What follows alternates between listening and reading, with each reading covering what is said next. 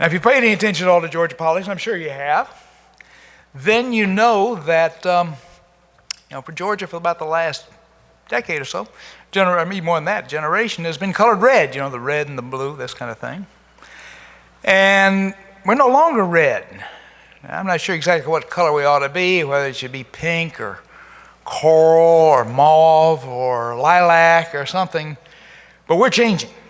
Georgia is undergoing change, and that's the first thing I'm going to talk about. And the second thing I'm going to talk about is specifically about the 2018 election.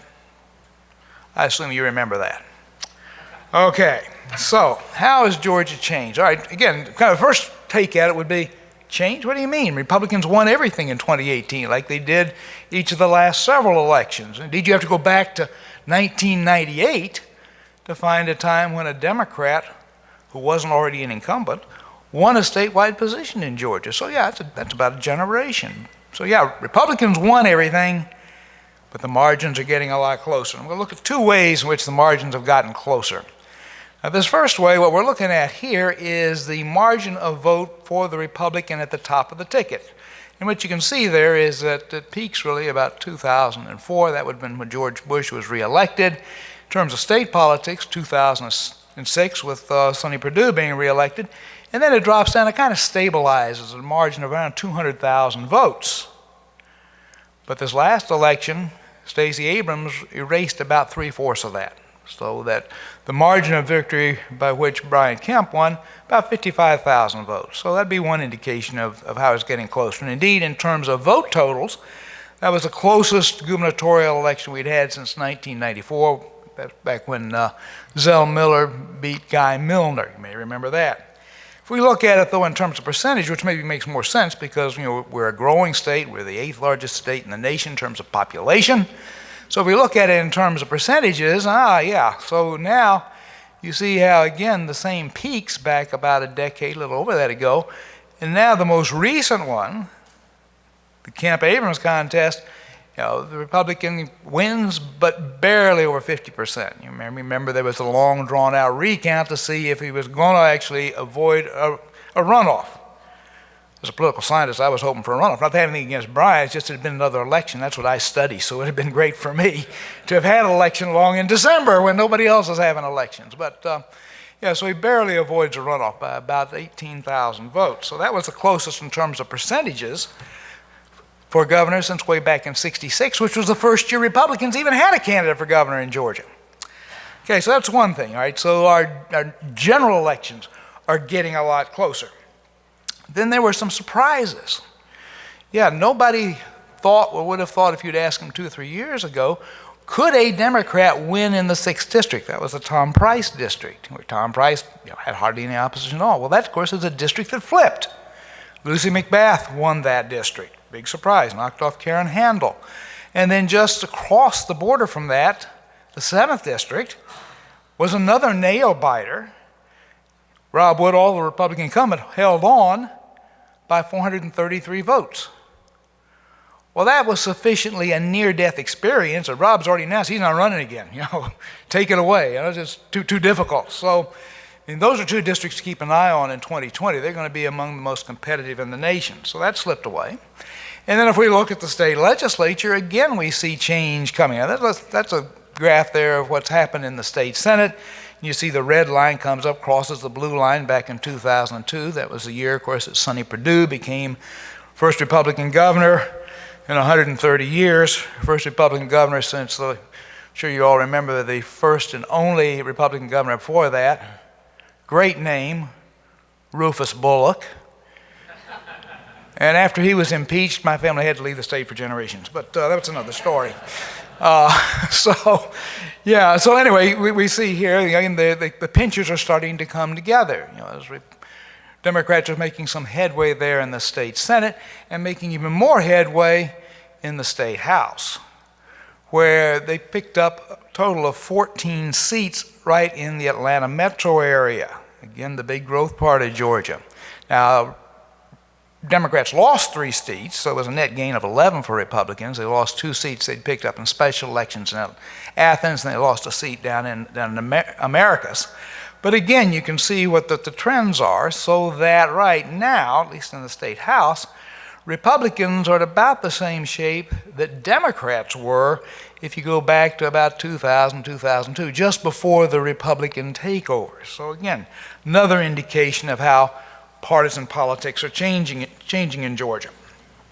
And one of the top targets that the Democrats have already set forth for 2020 is to try to take control of the House. That figures in with the redistricting. We would talk about that maybe a little bit later. What, of course, would help them along those regards would be if some of these Republicans who had very close contests, and there were about 12 state Republican legislators who narrowly got reelected in 2018. Some of them may, like Rob Woodall, decide to hang it up and go home and go fishing or whatever else, something other than spend next summer going door to door trying to beg people to vote for him when it's 100 degrees and 100% humidity. You can kind of understand why a person might not want to do that when you get paid less than $18,000 a year for the privilege of being a state legislator. So we see changes here. We also see change in what's happening in terms of people asking for primary ballots. In Georgia, we're an open primary state, so you make that decision when you walk in. First question you ask, you want the Democratic ballot or Republican ballot? You can't say I'll take one of each. That's not accepted. But, so what we saw was, for many, many years, Republicans couldn't quite get a majority. And so you see that kind of flat line there about in the middle of that graph. And then they break through and they get up to two-thirds of that's the high point there, two-thirds of the people voting in primary say, yeah, give me the Republican ballot. Okay, that's pretty convincing. Democrats scored a major comeback this last year. Still more people asking for the Republican than the Democratic ballot. But Democrats had their best showing in terms of people wanting to get involved in their side of the coin in about a decade. So what does all this mean? Okay. This means that Georgia is now a swing state. 2016, we were closer. We were more competitive in the gubernatorial election than the states which you often are recognized, the media focuses on as being swing states. We were closer than Ohio. We were closer than Missouri, than Iowa, New Mexico. So yeah, we're going to be a state which is going to be front and center next year in terms of presidential elections. And you may have already noticed that here we are kind of in the early stages on the Democratic side of trying to winnow down who's going to be their nominee. And a number of the folks who are running for that have already come to Georgia, made presentations. We're going to see a lot more of that as we get on towards March when we do hold our presidential primary.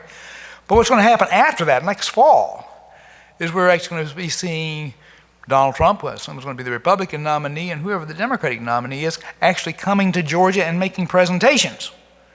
Because in recent years, once we got to the fall of a presidential year, if a candidate came to Georgia, what they did is they flew into the Atlanta airport, they took a motorcade downtown to a hotel, they had a big fundraiser, they got in their car, went back to the airport, and left. Well, I think what we're going to see in 2020 is candidates actually spending some time here. And you might have a chance to go to a rally and shake hands, have a photo taken, something like this. So we're going to be a much more important player. One of the things you're going to hate about that, though, is turn on your television next fall and you're not going to see anything except campaign ads. Now, as a political scientist, I like those, yeah. But 99.98% of all reasonable Americans hate them. But that's what you're going to be seeing all next fall.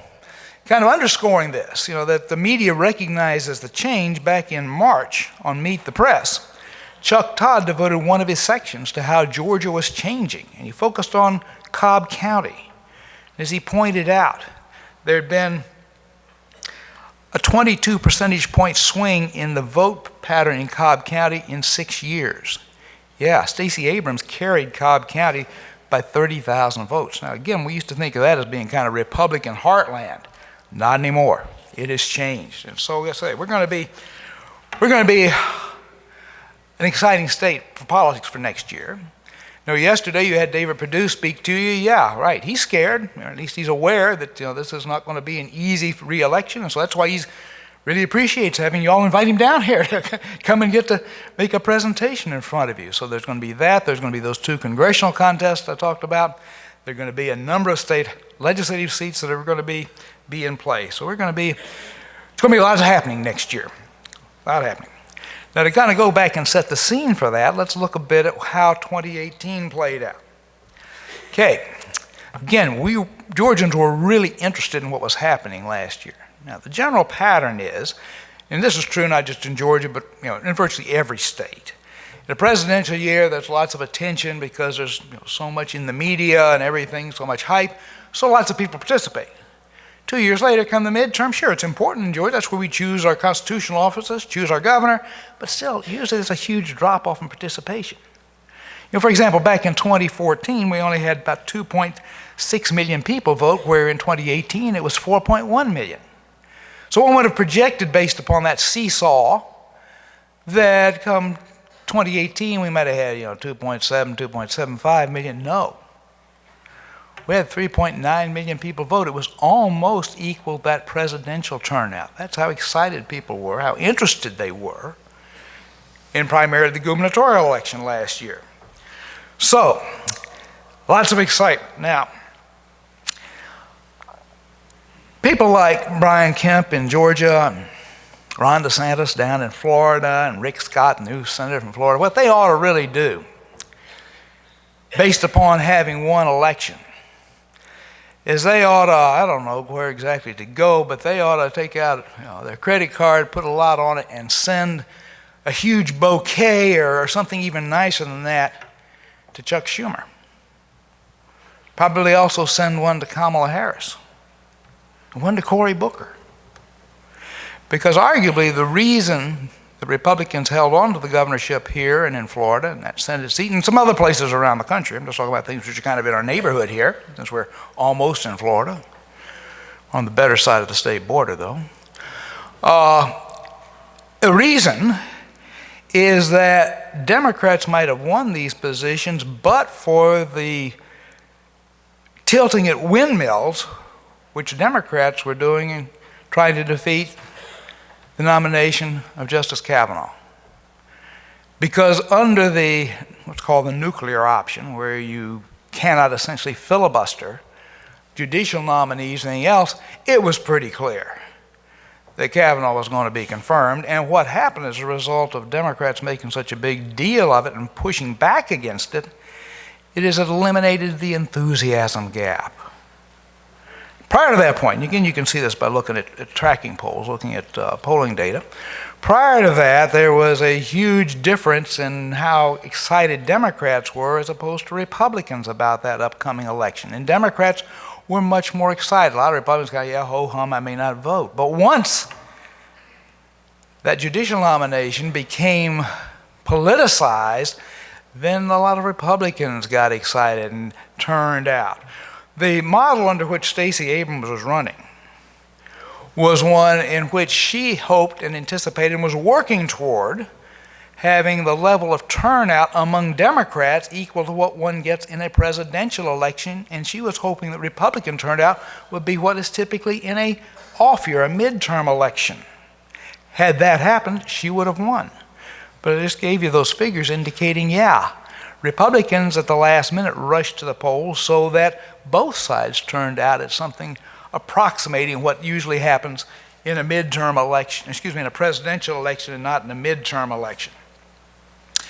So, who are the people who vote most faithfully for each party? Okay, what we sometimes would refer to as the core constituents. All right, for Democrats, it's African Americans. And we see there on the lower line that the share of, and this is the share of all votes being cast. And in Georgia, we know this is exactly right. This is much more reliable data than for most states. Because in Georgia, when we register, we indicate our race or ethnicity, and after the election, the Secretary of State essentially does an audit. So we know the characteristics of people who voted. We know their age, we know their race, we know their gender, those kinds of things which are on your registration form.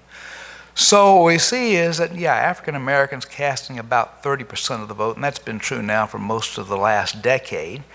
In the models that the Abrams campaign was running, they were assuming that blacks would cast about a third of the vote, 33%, so it didn't reach that. But we also see here on the upper line is that the share of votes coming from whites continues to go down. Go back 1996, 23 years ago, and about 77, 78% of the votes cast in Georgia came from whites. As you see on that graph, there in 2018, for the first time, it dipped under 60%. So, again, one of those things about how our demographics, how the makeup of our electorate is changing.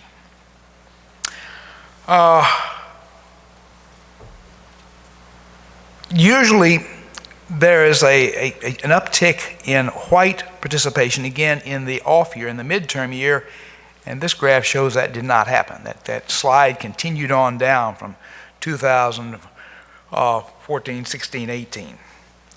Now, in terms of the core constituency, how did they vote? Okay, yeah, no surprise there, probably. African Americans overwhelmingly supported Stacey Abrams. Now, of course, in Georgia, another one of the changes is we're becoming a more diverse state. We have growing Hispanic population, growing Asian populations, and those groups also vote Democratic. Now, not as heavily as African Americans, but, solidly, anything above 55% is generally thought of being pretty solid. That's usually kind of the threshold for a landslide election. So pretty solidly Democratic, whites very solidly Republican. So kind of, but I think you'd probably expect there. Now, the core constituency for Republicans are white evangelicals. And we see that the level of support which white evangelicals gives to Republicans gets close to the level of support that African Americans give to Democrats. Now, what part is happening there, and you see that at the very bottom, is that the share of all votes being cast by white evangelicals is shrinking. And it's true not just in Georgia, but kind of true nationally. That's a declining component of the electorate, and part of it's due to in part, the aging process. Young folks aren't going to church as much as older folks were. If we look at age, and again, this was part of the target of the Abrams campaign, was to focus on, mobilize young voters. Young voters, they don't do as good a job turning out as their grandparents do. And we see that, at least in 2018, far more of the vote came from the 65 plus crowd than the millennials. But the millennials are solidly Democratic, have been for the last several elections. So if in that component, if they remain to be Democratic as they age, well, what essentially we may be seeing is Republicans dying off and their grandchildren being Democrats. So this also fits in with why Georgia is changing, why we're now having elections that are much more competitive than they were 4, 6, 8, 10, 12 years ago. This is all part of this change here. And then something, I assume, if you're a forester, you probably don't have your forest in downtown Atlanta or central part of Columbus or even in Gwinnett County. You're probably living in a rural area. Well, urban-rural is a major split in how Georgians are voting. So we see right here, that in the metro Atlanta area, increasingly Democratic. Go back 4 years ago and it's pretty much of a toss-up between Carter and Deal. By the time you get down to 2018, as I say, 55% is the threshold for what one thinks of as being a landslide. And Abrams carried metro Atlanta as a landslide. And so now there are 9 counties in the metro Atlanta area. This metro Atlanta area is the biggest metropolitan area in the country in terms of geography, not in population, but in terms of geography. And if we were to go back 12, 15 years ago, there were 3 counties in metro Atlanta that voted Democratic. But now there are 9, and that includes all 4 of the most populous counties in the state. Those are all now Democratic counties, and they're likely to remain so. I don't think they're going to be going back. So Fulton, DeKalb, Gwinnett, Cobb, all Democratic counties. Rest of Georgia, this is what Kemp focused on. And you remember his bus tours. You may have seen him on some of those. He wasn't spending much time in metro Atlanta. Indeed, what he was doing was going around rural Georgia. And what his campaign consultants tell me is, this was because they knew they had to. They had to turn out that rural vote. Question then becomes is how much longer can you run that kind of campaign and hope to succeed? At what point does the metro vote, and again, it's not just Metro Atlanta, I'm giving you Metro Atlanta here, figures here, but the same is true of Columbus, Athens, Augusta, Savannah, Macon, all the urban areas vote Democratic. And people increasingly, of course, are leaving the countryside, moving to the urban areas. So anyway, we see that. One of the things that brings about is change, which people don't think about probably, is how do you campaign in a high-rise? How do you campaign in a gated community? Right, you don't just kind of show up and start ringing doorbells. And so what the Abrams campaign did, kind of stole a march on this, is they went out and recruited people specifically who lived in those kinds of communities, who were on the inside and therefore could do the door knocking, leave the door hangers, things like this. So what's the status of partisanship in Georgia? Well, clearly you can ask surveys, do you think yourself as a Democrat or Republican, but you can also look at how people behave. Now, if you're going to look at elections, again, you don't want to necessarily look at something like a gubernatorial or senatorial election because, there people may say, well, I'm generally this, but because I like something about a particular candidate, I'm going to vote for the other party. So what we like to look at in political science is a statewide contest that nobody knows much about. There's not much advertising. They don't know much about the candidates. And fortunately, in Georgia, we have that kind of position. It's called Public Service Commissioner. Yeah. How many of you could name how many people would know how many members of the Public Service Commission there are? All right, one person does, good. All right. Could you name all 5 of them? Maybe not. So for most people, it's that thing where they're working their way down the ballot and they knew who they wanted to vote for president, governor, senator, lieutenant governor, maybe secretary of state, and they get down Public Service Commission. What the hell? I don't know. I just vote for my party, and that'll be it. So that's what we like to look at. There were 2 Public Service Commission contests on the ballot, right? I'm sure you all remember that. In one of them, right, Tricia Pridemore got 50.3% of the vote, barely enough to avoid a runoff, and in the other one, Chuck Eaton got 49.7%. You may remember he had to go back and vote in December for Public Service Commission and for Secretary of State. So again, that indicates that we're right at, Republicans being 50%. Now, we have libertarians who siphon off a few percentage points of the vote, so that it's kind of a 50-48 probably kind of split right now within the state. So what are you playing for? What is going to be being played for in Georgia in 2020? Okay, so we saw earlier, the minority vote, pretty solidly a Democratic vote. Republicans happy to get any of those, but again, that's a pretty solid base for the Democrats. Now on the other side, white males. Man, they're locked up for the GOP. 80% more than that of white males are going to vote for the Republican. What does that leave? White women. That's what you're playing for in this state, particularly well-educated white women. They're the ones who hold the balance of power in this state. So that's what you're out there campaigning for. Trying to wrap this up, and so what might all this mean? Well, just say the state legislature, Democrats now have a hope that they may actually be able to win control of the House. Now, to do so, they have to pick up 16 seats, which would be a stretch. I will have to put you money on that. But they at least, that is what they're beginning to talk about, hoping to do. And it would be critical for them if they could do so. Because one of the biggest tasks the state legislature is going to have in 2021 is redrawing the state. Redraw the state House districts, state Senate districts, and congressional districts.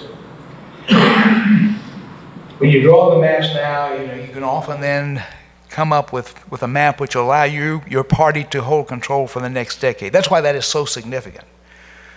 So the 3 players in that are the State House, State Senate, the governor. Well, governor's Republican.